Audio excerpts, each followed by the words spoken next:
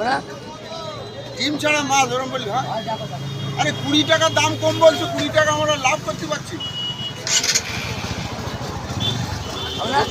70 টাকায় মাছ না নিলে তাহলে আর মাছ পাবে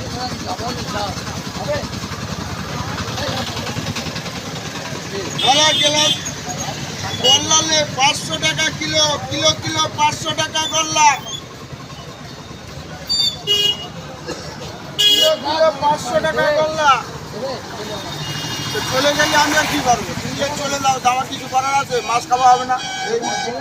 আমরা ফার্স্টই লস করবো